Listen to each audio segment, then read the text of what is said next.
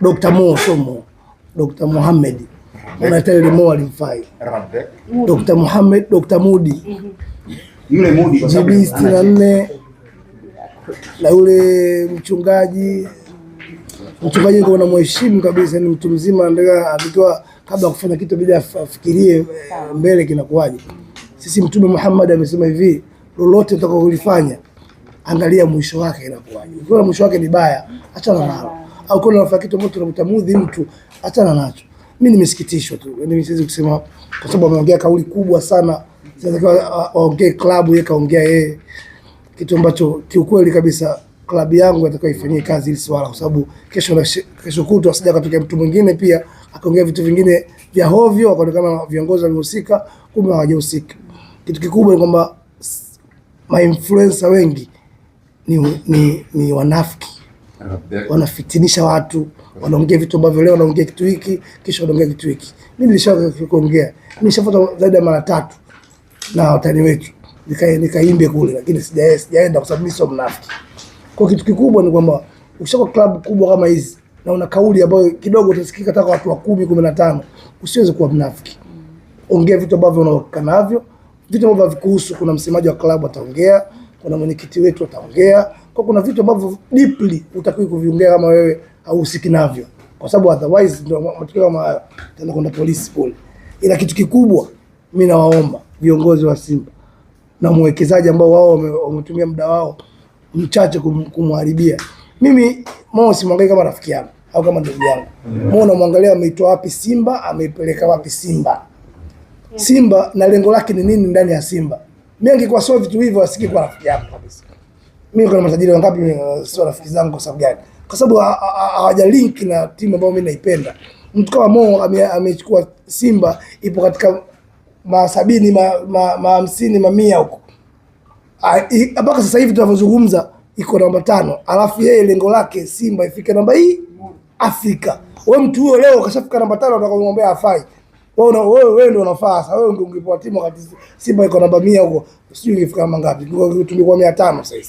Kwa point kubwa katika viongozi wa Simba wote, kiukweli kabisa mimi singe unafiki.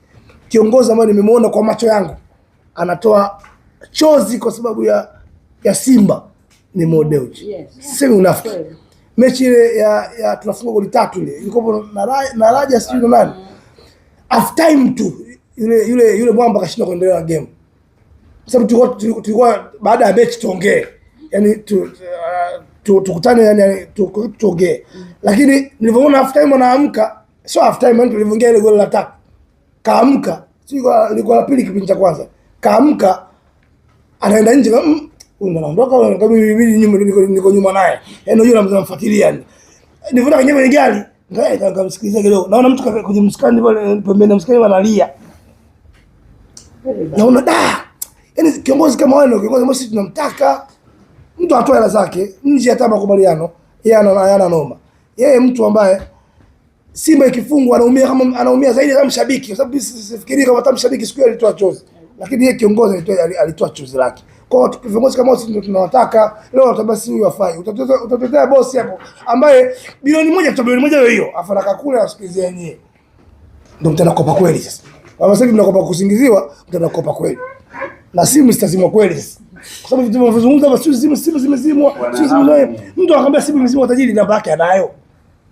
Ni mtu kama Dr. Mohamed, mimi kashaomba namba moja mara kibao, kabla nitapaje namba mtu. Inawezekana. Kwa hiyo kitu kikubwa ni kwamba mtu kwa sababu yuko karibu na mtu fulani, kwa sababu huko katika Galaxy. Yaani kama kuna tajiri wanapenda machao. Kwa hiyo yani wao wanajua matajiri wote wanapenda machao. Lakini katika mtu ambaye anataka Simba ifanikiwe zaidi na ikifungwa anaumia kuliko mshabiki ni Mohamed Daudi. Yaani mimi nasema hiyo fact ambayo nishaona na mimi pia nishakutana nayo.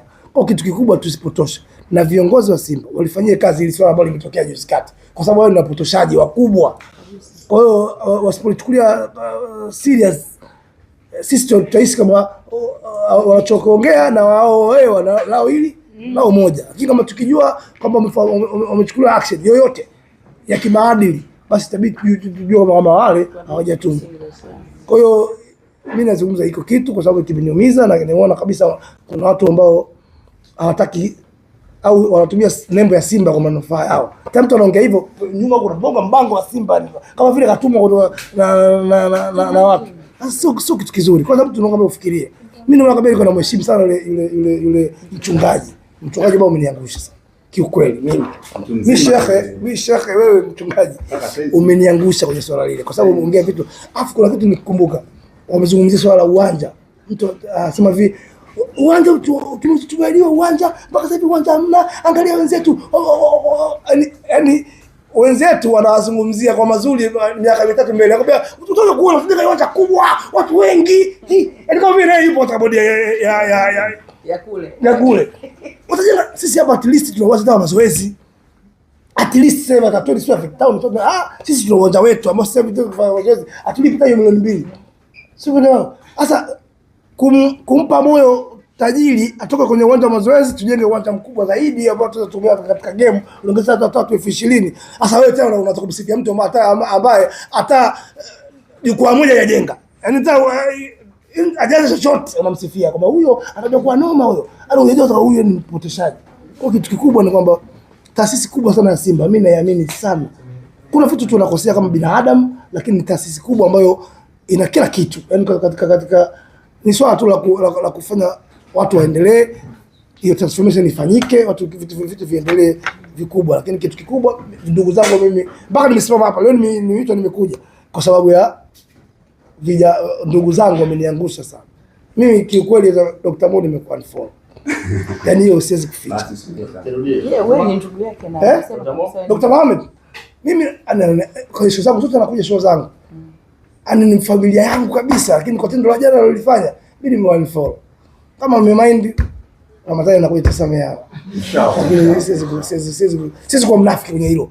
Kwa sababu mtu ambaye ametoa Simba katika mamia huko kuleta mpaka katika 5 unamwona hafai. Tena kuna mtu dogo akasema sijui tampa masaa 72 watoke. Alikuwa anavaa makopa nini ya Moex anavaa makopa mengi. Bwana nikutanisha na bosi bwana basi kwa una shida gani? Sina nauli, shika 50. Sina nauli, shika laki nampa mimi. Leo hii hata 50 anakwambia muone mpa masaa 70. Wanalalamika kwamba ameitwa na Mo na alipofika kwa Mo akamwambia aende kwa try again akamuone. Anadai kwamba alipokuwa anaenda kwa try again akawa anamzungusha. Si umeelewa? Yaani watu akaja akasema kaka relax nisaidie. Nikamwambia afanya kazi, kumbe kazi ninomwambia afanye ndo kaja kufanya. Kombe mtuma. Kitu kikubwa ni kwamba tusio wanafiki. Simba inafanya vibaya sasa hivi. Kuna mashabiki wanaumia sana. Kwa sasa hivi tutasikia maneno mengi kutoka mashabiki. Watu wanapata maajali kama vile wengi, watu wanaumia zaidi. Na kuna watu wamefariki. Tumezika watu kwa sababu ya Simba yetu. Kwa hata viongozi pia, angalieni hilo swala. Tutengeneze timu tusiwe kwa sababu mimi ninachokiona hata viongozi pia kule ndani kumejigawa. Kuna timu fulani sisi ni nguvu moja, nguvu moja. Kwa siku nimeongea na Mo. Ananiambia mama sisi yani vitu wengi sasa hatuko real. Tuwe real, tuwe kitu kimoja. Tuko real, kila kitu kinafanikiwa kwa sababu hata mtu ukimkosoa unamkosoa katika hali ya kueleweshana.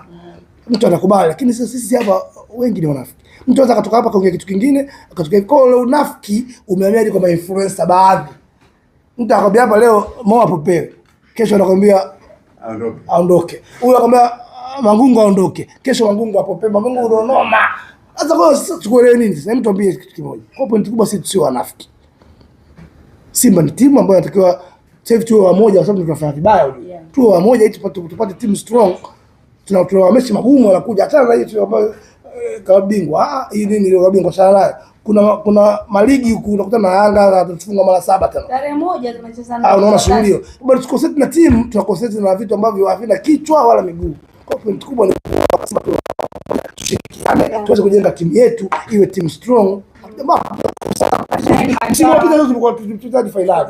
Tumefika finali. Finali tukafika finali. Sasa hivi ni vitu vichache tu ambavyo sisi tumebakisha.